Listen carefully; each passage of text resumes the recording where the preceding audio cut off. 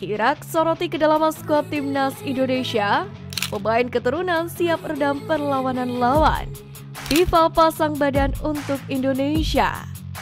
Hai, jumpa lagi di Halo Timnas yang akan menyajikan informasi terupdate mengenai tim nasional Indonesia. Simak berita selengkapnya berikut ini.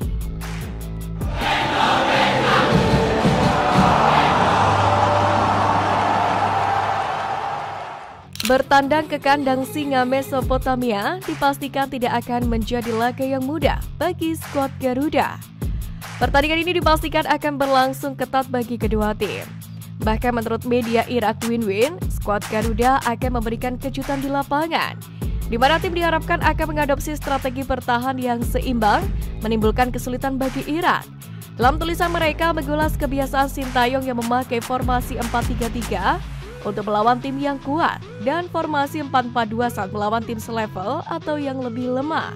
Namun satu hal yang mereka lupakan bahwa Sintayong merupakan si rubah yang memiliki banyak taktik. Sintayong menjelaskan kebijakan naturalisasi selama melatih timnas Indonesia. Langkah ini diambil semata-mata untuk meningkatkan kedalaman skuad dan mental pemain skuad Garuda, di mana para pemain timnas Indonesia seringkali merasa sudah kalah terlebih dahulu sebelum bertanding melawan tim yang lebih kuat. Karena itulah pelatih Korea Selatan ini merekrut para pemain dari jalur naturalisasi untuk memperbaiki keterbatasan tersebut. Berkat kebijakan ini, Sintayong pun pede timnas Indonesia makin kuat dari sebelumnya. Namun berbeda dengan sistem yang dulu yang mengincar pemain asing dari Liga 1. Di era Sintayong, pemain yang diincar adalah mereka yang berkarir di benua biru. Contoh nyatanya adalah Sandy Walsh, Jordi Amat, Sein Patinama, Rafael Struijk, dan Ivar Jenner. Anggota Exco PSSI Arya Sinulinga mengatakan bahwa proses naturalisasi dari Justin Hubner bisa lebih cepat ketimbang JIZ dan juga Nathan Joao. Karena seperti yang kita ketahui, apabila proses naturalisasi Justin Hubner tinggal menunggu surat keputusan presiden atau Kepres. Sementara untuk JIZ dan Nathan Joao, kabarnya baru memasuki Dewan Perwakilan Rakyat, yang mana proses dokumen kedua pemain ini masih lama perjalanannya karena harus melewati 3 tahap di DPR, yakni Komisi 10, Komisi 3, dan sidang paripurna. Belum lagi dokumennya diserahkan ke Kementerian Hukum dan HAM. Adapun untuk Justin Hubner sudah selesai di DPR dan tinggal menunggu Kepres dan pengambilan sumpah menjadi warga negara Indonesia. Exco PSSI Arya Sinulinga memastikan 2 pemain naturalisasi tambahan untuk timnas Indonesia berdasarkan rekomendasi dari pelatih Sintayong, yang mana pemain itu berposisi sebagai penyerang dan gelandang yang sesuai dengan kebutuhan tim nasional. Dalam kesempatan ini Arya mengatakan, PSSI tidak akan asal-asalan dalam melakukan proses naturalisasi pemain. Bahkan Arya Sinulinga mengatakan kedua pemain yang akan dinaturalisasi ini mendapatkan jam terbang bersama klubnya. Namun dia belum bisa membocorkan informasi terkait sosok pemain itu dan klub yang dibela. Namun yang pasti, pemain ini masih memiliki usia yang relatif muda di kisaran 23 hingga 27 tahun.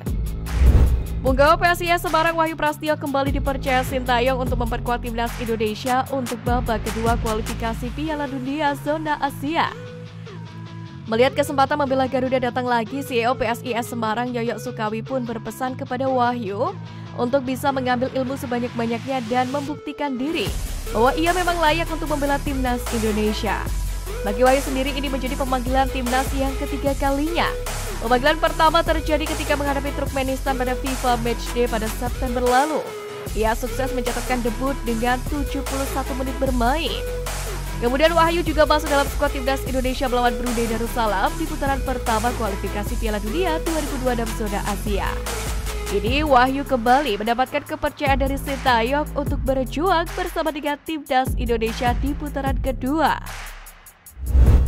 Media Vietnam News.vn optimis bahwasannya skuad The Golden Star Warriors mampu bersaing di babak kedua kualifikasi Piala Dunia 2026 Zona Asia. Mereka bahkan menilai Vietnam bisa mengalahkan timnas Indonesia dan Filipina yang mana tergabung di grup yang sama, grup F. Sementara satu lawan lainnya, timnas Irak, dianggap mereka sebagai lawan yang paling berat di grup tersebut. Karena itu harapan kuat timnas Vietnam adalah lolos ke babak ketiga kualifikasi Piala Dunia 2026 Zona Asia sebagai runner-up grup. Berdasarkan analisis ini, Vietnamnews.vn pun optimis bahwasanya skuad The Golden Star Warriors mampu lolos ke putaran ketiga. Masih melekat diingatan bahwasanya media Argentina Soulplay 91,5 pernah menyindir salah satu kota penyelenggara Piala Dunia U17 Jakarta. Media tersebut menyebut Jakarta sebagai kota yang segera tenggelam dalam beberapa tahun ke depan. Hanya saja komentar Soulplay 91,5 ini tidak sejalan dengan pandangan dari Presiden FIFA, Gianni Infantino, di mana ia secara keseluruhan melihat Indonesia sebagai negara yang indah. Bahkan hal itu ia tuliskan di akun Instagram pribadinya. Skuad Garuda Asia akan segera menghadapi laga pertama mereka di Piala Dunia U17 dengan menghadapi Ekuador di GBT Surabaya, di mana pertandingan ini dijadwalkan berlangsung pada Jumat 10 November ini pukul 7 malam waktu Indonesia Barat. Jelang bentrokan ini, satu pemain bintang timnas Indonesia Arkan Kaka mengungkapkan bahwasanya timnya dalam kondisi yang prima. Pelatih Bima Sakti sendiri disebut fokus mengembalikan kondisi fisik jelang matchday pertama ini. Striker milik Persis Solo itu pun menegaskan bahwasanya Garuda Asia siap menatap Piala Dunia U17. Mereka bertekad memberikan hasil terbaik di hadapan pendukungnya sendiri. Arkan Kaka juga mengaku puas dengan kondisi lapangan AS Surabaya. Lapangan yang berstandar FIFA ini dinilainya penting untuk memudahkan tim mempersiapkan diri.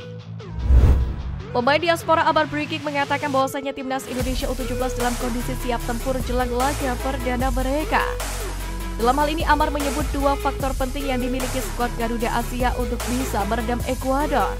Dalam kesempatan ini Amar cukup percaya diri dengan pertahanan dan chemistry Garuda Asia bisa menghadapi segala-galanya. Di sisi lain, Amar Brigik sendiri sejatinya mengalami sedikit masalah, khususnya ketika berlatih dan menyesuaikan diri dengan cuaca Indonesia, di mana pemain yang kini bermain untuk TSG 1899 Hoffenheim U17 itu mengaku masih butuh adaptasi. Lantaran cuaca panas di Jakarta dan Surabaya sempat membuatnya pusing. Ketum PSSI Erick Thohir memastikan FIFA telah memberikan lampu hijau bagi para supporter untuk mengibarkan bendera Palestina di stadion. Dalam hal ini, Erick Thohir mengaku telah berkoordinasi dengan FIFA mengenai hal tersebut. Menurut Erick, FIFA tidak mempermasalahkan pengibaran bendera Palestina sebagai simbol dukungan terhadap kemanusiaan dan perlindungan HAM.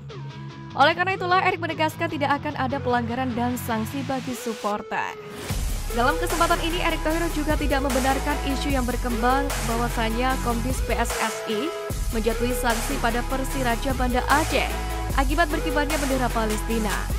Namun sanksi diberikan lantaran terkait supporter yang melakukan pitch invasion atau menerobos masuk ke dalam lapangan.